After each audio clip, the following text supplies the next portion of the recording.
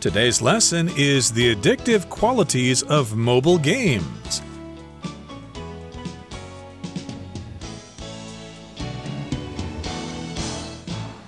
Hi, everybody. My name is Roger. And I'm Mike. And today we're going to talk about mobile games or mobile games, games that you play on your devices, probably your smartphone, but I suppose you could also play them on your tablet computer for a bigger screen and maybe some better sound effects or something like that.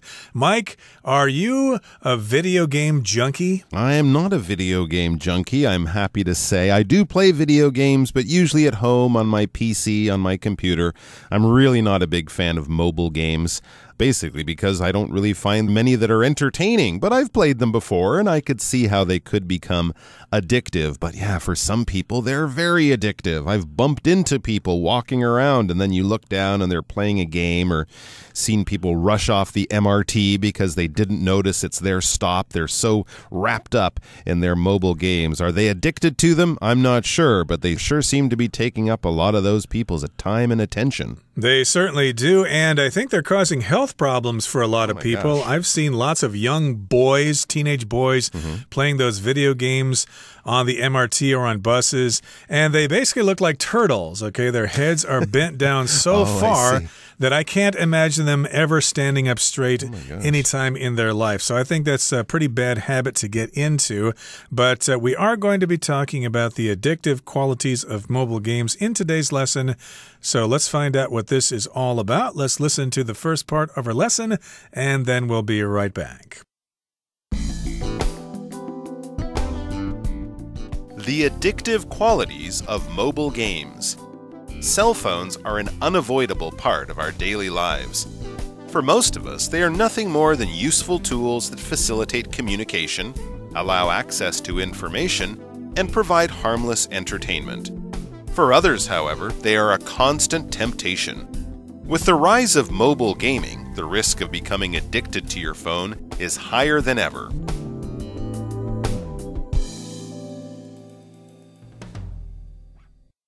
大家好，第一部分我们看到名词 temptation， 意思是具有诱惑力的事物，引诱或是诱惑。例如 Chocolate cake is such a temptation to someone who's on a diet. 巧克力蛋糕对正在节食的人来说，诱惑太大了。或是 Terence could not resist the temptation to check his girlfriend's cell phone. Terence 没办法克制查看他女朋友手机的诱惑。另外补充这个字的动词 tempt, T-E-M-P-T, tempt, 表示诱惑、利诱或是怂恿。举例来说 The cake smelled so delicious that Andrew was tempted to take a bite. 蛋糕闻起来香到 Andrew 很想吃一口。也可以说 The display of pastries in the bakery window tempted several passers-by to go inside. 烘焙坊橱窗展示的糕点引诱好几名路人走进店里。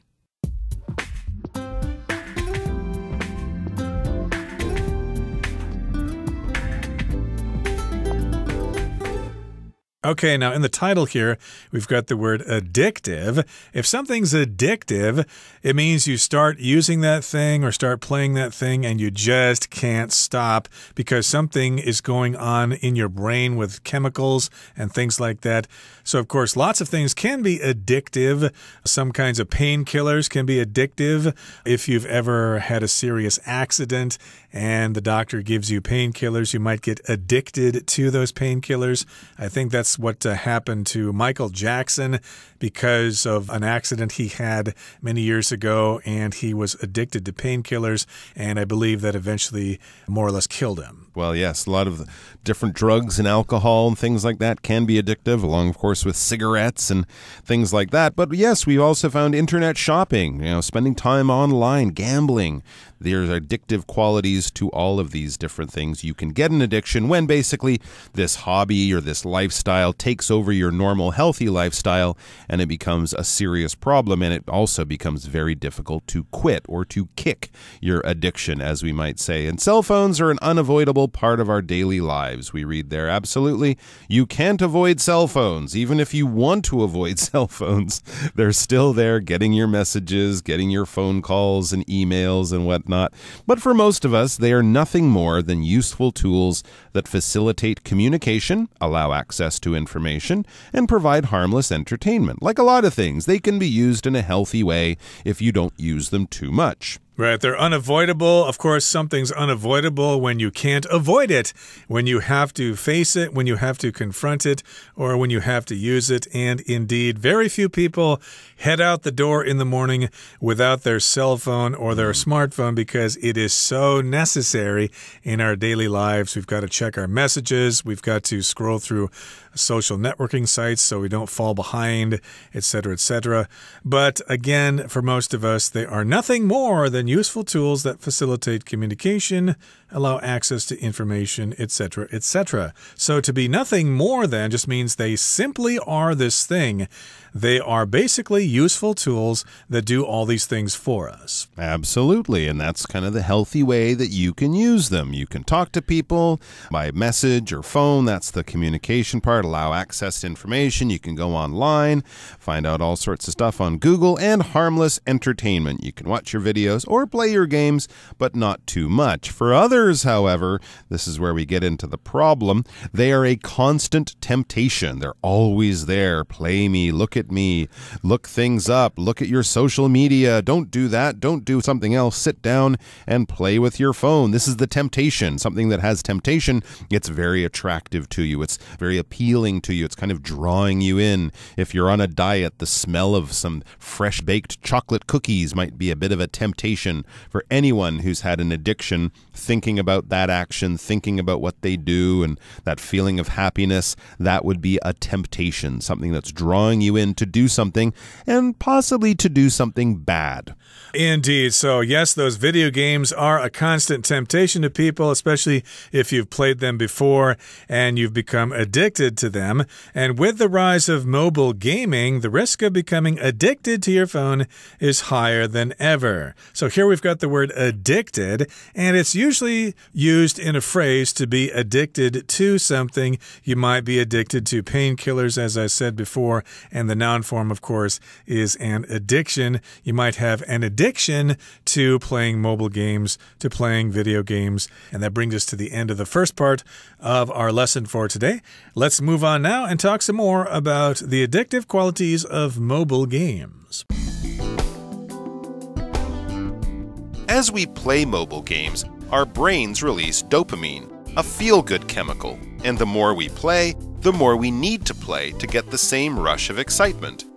When our brains are frequently flooded with dopamine, our baseline level starts to decrease.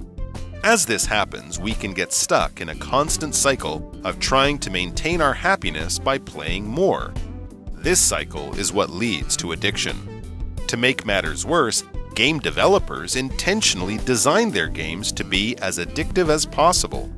Most games are easy to play in the beginning, but when they get more challenging, we are rewarded with an increased feeling of achievement, which is accompanied by a spike in dopamine. One of the most popular games, Candy Crush, draws attention to in-game accomplishments by congratulating users with words such as sweet and divine when they clear multiple rows of candy with one move. Another way game developers hook players is by creating games that are appealing to the senses. The most addictive games often feature joyful music and brightly colored images, which stimulate our brains. Some games even build excitement and suspense by making us wait before we can play again. The most addictive games also never end, as new levels are regularly added to keep us coming back for more. Most of the time these games are free, but as we progress through the levels, we get the choice of paying for special rewards, which many gamers eventually end up doing.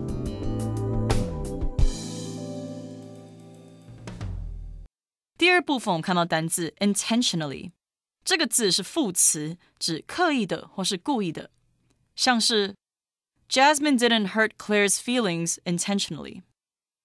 Jasmine 不是刻意要伤害 Claire 的感受。另外，把 intentionally 字尾的 ALL+ 去掉，就变成单字 intention。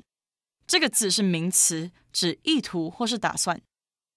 举例来说 ，Brad told me of his intention to move to Europe before the end of the summer. Brad 跟我说他想在夏天结束前搬到欧洲。再来我们看到动词 congratulate 指恭喜或是祝贺。例如 The coach congratulated me for winning the gold medal. 教练恭贺我赢得金牌。或是 Patty congratulated Kevin when he got the best grade on the history exam. Patty 恭喜 Kevin 在历史考试中获得最高分。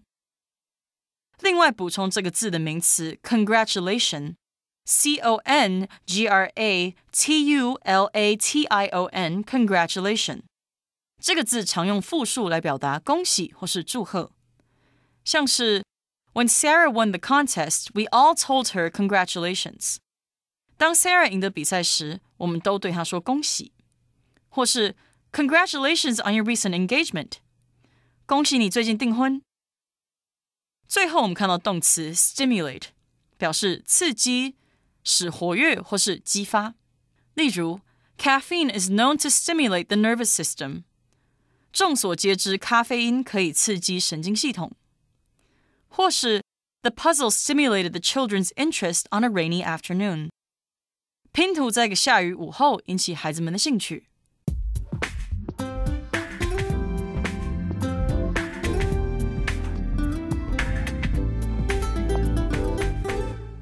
Okay, so here's what happens when you play those mobile games. As we play mobile games, our brains release dopamine, a feel-good chemical, and the more we play, the more we need to play to get the same rush of excitement. So I believe everybody kind of suffers from being addicted to dopamine, not just by playing video games, but by being glued to your smartphones all day long, checking out social media and Facebook and Instagram and stuff like that, because it does something to our brains. It makes us feel good, and our brains produce this chemical, which is a feel-good chemical, and it's called dopamine. Absolutely. And this is the same kind of chemical that people get a rush from, that people get a boost of that feel-good energy from doing lots of addictive behaviors, right? Drugs can give it to us. Chocolate can give it to us. Even online shopping or gambling can release dopamine, and that's what makes you feel good, and that's what you want to go back and do it. When our brains, it says, are frequently flooded with dopamine, our baseline level starts to decrease. So basically, when you're giving yourself dopamine, when you're playing these games or, engaging in these addictive behaviors, your brain starts to get more dopamine, and then your baseline level starts to decrease. So basically, you end up wanting more dopamine because the normal levels in your body are quite low, so you need to find it in other places. Go back to that addictive behavior is exactly what often happens. As this happens, we can get stuck in a constant cycle of trying to maintain our happiness by playing more.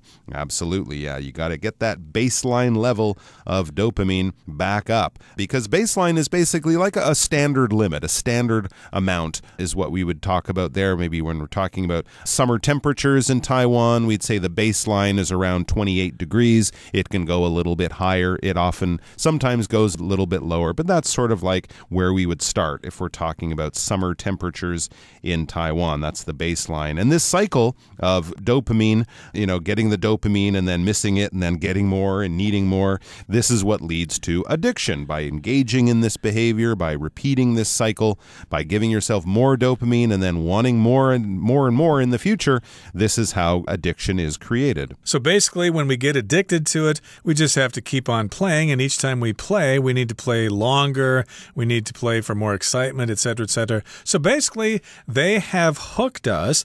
We are addicted to those games, and it's going to be very difficult to break the habit. And to make matters worse, game developers intentionally design their games to be as addictive as possible. So not only is our brain kind of tricking us into playing more by requiring more dopamine that it only gets when we're playing, the game developers make the games addictive. They've designed the games to keep you playing, because the more you play the game, the more ads ads they can sell you or ads they can show you and ads they can sell to companies and that kind of idea. I think there's screen time or engagement or something is a term that we often hear when talking about Facebook and YouTube and places like that, where they're trying to get you to use this app or, play this game more and more. They do it intentionally. They have planned and designed the games to be as addictive as possible. It's not just an accident. It's not just something that happened because they made a fun game so you like playing it. No, they made the game that way so that you would only want to play it. So this makes matters worse. When we use that expression, to make matters worse, we're kind of saying, here's another bad situation. In fact, this is an even worse situation. This is multiplying the negative effects of something like that. So game developers are intentionally doing something on purpose, is to do something intentionally. They're planning these games. They're designing the games to make them addictive. And so if we're talking about addiction, these are two serious issues and two serious challenges for people who do have trouble putting those games down. And most games are easy to play in the beginning, but when they get more challenging, we are rewarded with an increased feeling of achievement, which is accompanied by a spike in dopamine. So they get you hooked. They make the games easy to play in the beginning. So, of course, more and more people will start playing them. But then the games will get more challenging. And when they are more challenging, perhaps more difficult to play, we are rewarded with an increased feeling of achievement. So if the game gets more difficult, and if we win a certain amount of points or we pass a certain level, boy, does that feel really, really good, because we are doped up with dopamine. And here when we use spike, we're not talking about like a large metal nail, like you might use a spike to hold down some railroad tracks or something like that. We're talking about what you would see on a graph or a chart, where there's a low number and then suddenly there's a very high number that only lasts for a short amount of time before it goes back down to a low number. You might see a spike in the number of people using the MRT between sort of 8 and 9:30 in the morning. Suddenly there's all these people, and then rush hour passes, and the numbers go back to quite low numbers later in the day. Or if you're talking about something in a medical term, you might see a spike in caffeine if you did a blood test right after you drank a large coffee. Suddenly, whoa, there's a lot of caffeine in there, and it might go away quickly. But on a chart, on a graph, it would look like a spike, kind of like something going up and then coming down in that pointy way that a spike is also shaped. One of the most popular games, Candy Crush, draws attention to in-game accomplishments by congratulating users with words such as sweet and divine when they clear multiple rolls of candy with one move. Right, so they draw your attention. They make you pay attention to these accomplishments, these things that you can complete. You're congratulated with these nice words, sweet, divine. I think most of us are familiar with those words. Divine means having to do with something like a god or something like that, or something really, really great. And another way game developers hook players to get them addicted is by creating games that are appealing to the senses, which would be sight, hearing, feeling, smell, taste, etc. And the most addictive games often feature joyful music and brightly colored images which stimulate our brains. Indeed, they've got some really nice music. It's joyful, it's happy, and you've got those wonderful colors, and they stimulate, they excite our brains.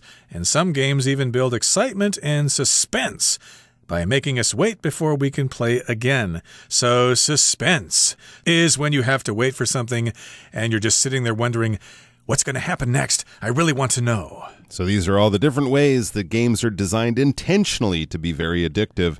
And then it says the most addictive games also never end, as new levels are regularly added to keep us coming back for more. Yeah, in many older games, there would be an ending. You kill the main bad guy, you get the treasure, you find your way to the end of the maze.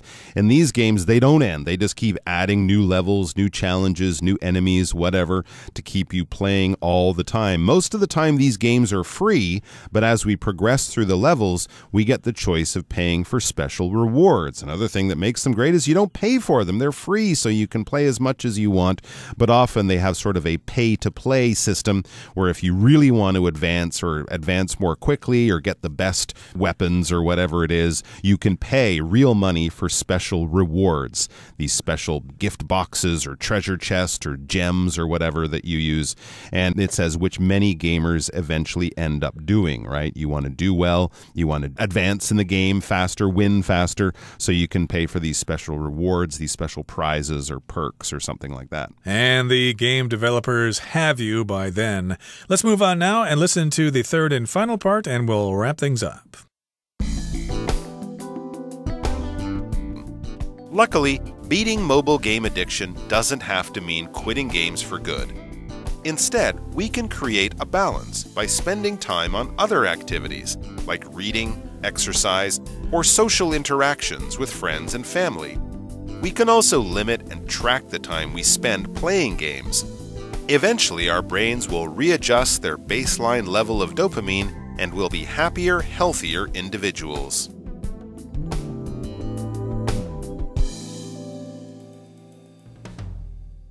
Okay, so this is a problem, mobile game addiction, and luckily beating mobile game addiction doesn't have to mean quitting games for good. For good here just means forever. You don't have to give them up totally if you want to break this addiction. Instead, we can create a balance by spending time on other activities like reading, exercise, or social interactions with friends and family. An interaction, of course, is when you are involved with another person, you say something, they say something else, you just talk back and forth. That is an interaction. We can also limit and track the time we spend playing games. Yeah, there's lots of apps on your phone that can show you how much you're using different apps, different software, and you can also limit it. You can kind of say, only let me play this game between 7 and 8 p.m.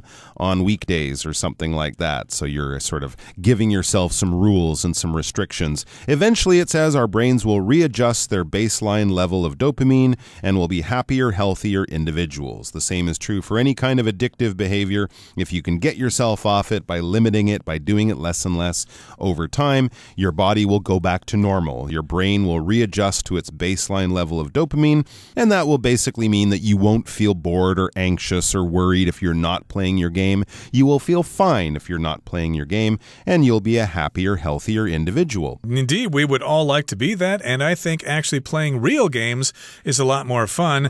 Get down to the basketball court and shoot some buckets, practice your dribbling skills.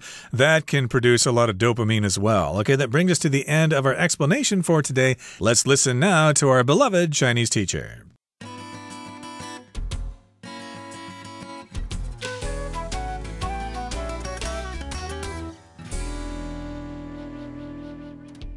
各位同学大家好，我是 Hanny。 我们今天要来练习篇章结构的题型，那我们就先来看看4个选项的句子咯。好， A. The most addictive games also never end, as new levels are regularly added to keep us coming back for more. 最令人上瘾的游戏也永远不会结束，因为经常会增加新的关卡，让我们继续玩下去。好，那我们这篇文章是关于手游为何让人上瘾。你看到这个句子里面有用 also， 它可能是在说明还有其他原因让上瘾的情况更无法自拔，所以这个句子可能会出现在文章比较后面的部分，去说明额外的原因这样子。好，我们再看到 B， 他说 As this happens, we can get stuck in a constant cycle of trying to maintain our happiness by playing more. 当这种情形发生时，我们可能会陷入借由玩更多游戏来维持快乐的不断循环中。这个句子的前方呢，一定是有描述某个情况会让我们陷入这种循环。那特别也要注意这个关键字 cycle， 它会不会再出现哦。再来我们看到 C, the most addictive games often feature joyful music and brightly colored images, which stimulate our brains. 最容易上瘾的游戏经常以欢乐的音乐和色彩鲜艳的图像为特色，这能刺激我们的大脑。这其实就是在刺激我们的听觉跟视觉感官嘛，所以这跟感官会有关联哦。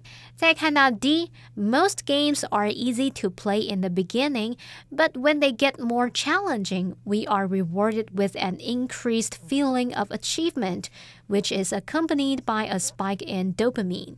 大多数的游戏一开始都很容易上手，但当它们变得越来越难时，我们会获得更多的成就感作为回报，这伴随着多巴胺的激增。好，这个句子比较难一点，可是它就是在解释说这个游戏会让人上瘾的那种作用原理。那我们接着就来做题目咯。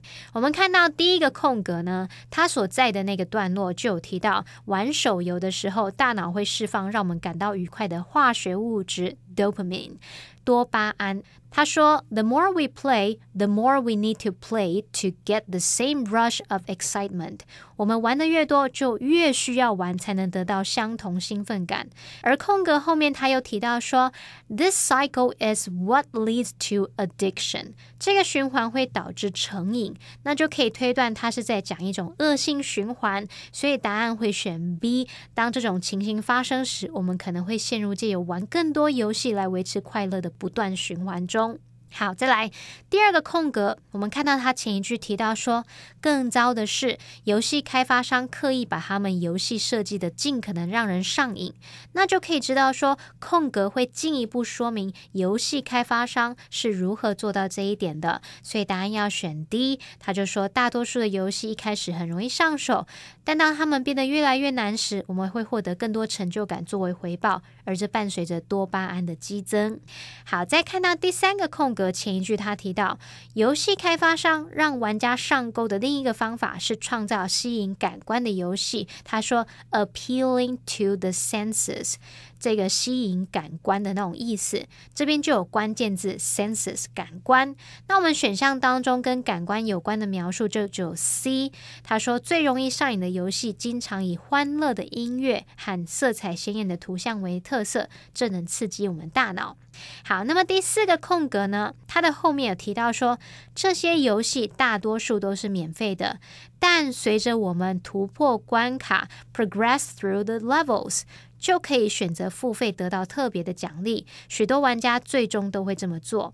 那可以推断这个段落是在说明呢另一个手游让人成瘾的原因，而且这边还用到了关键字 level 关卡。我们剩下的那个选项 A 也有提到新增的关卡哦，所以正确答案就是选 A。 最令人上瘾的游戏也永远不会结束，因为经常会增加新的关卡，让我们继续玩下去。好，那以上是今天的讲解，我们回顾今天的单字吧。Temptation. Expensive watches and gold chains can serve as temptations to thieves. Accomplishment. This could be one of the greatest scientific accomplishments of our time. Congratulate. Brandon's friends congratulated him for passing the final exam. Divine. You should visit Marie's kitchen. The apple pie is divine. Reward. Steve is offering a reward for the return of his wallet. Interaction. Positive interactions with customers will keep them coming back. Stimulate. If you want to stimulate your imagination, pick up a good book.